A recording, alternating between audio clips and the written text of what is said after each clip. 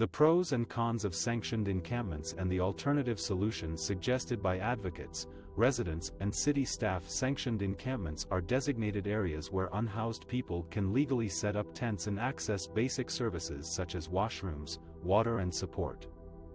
The City of Hamilton is considering this option as a way to manage the growing homelessness problem and provide some stability and dignity for those living in tents. However, sanctioned encampments are not without controversy. Some city councilors, residents, and advocates have criticized the proposal, saying it is not a solution to homelessness and could create more problems such as safety risks, health hazards, stigma, and isolation. Some of the arguments against sanctioned encampments are: they could normalize homelessness and divert resources from permanent housing solutions. They could attract more people to live in tents and increase the demand for services and space. They could pose health and safety risks for both the encampment residents and the surrounding community, such as fire hazards, drug use, violence, and infectious diseases. They could violate the human rights and dignity of unhoused people by segregating them from the rest of society and exposing them to harsh weather conditions, discrimination, and harassment. They could be difficult to regulate and enforce, especially if there are multiple sites across the city with different rules and conditions.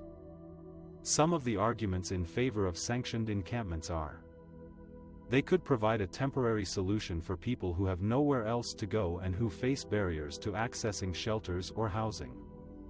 They could offer some basic amenities and services that are lacking in unsanctioned encampments, such as sanitation, hygiene, security, and support.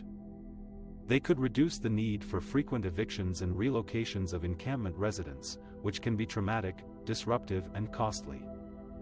They could foster a sense of community and empowerment among unhoused people who can choose where and how they want to live.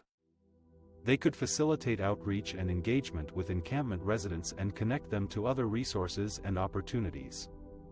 Sanctioned encampments are not the only option for addressing homelessness in Hamilton.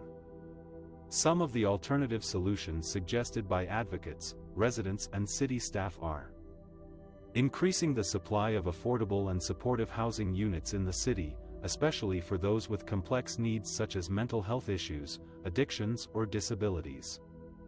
Expanding the capacity and quality of emergency shelters and transitional housing programs, as well as ensuring they are accessible, inclusive, and respectful of diverse needs and preferences.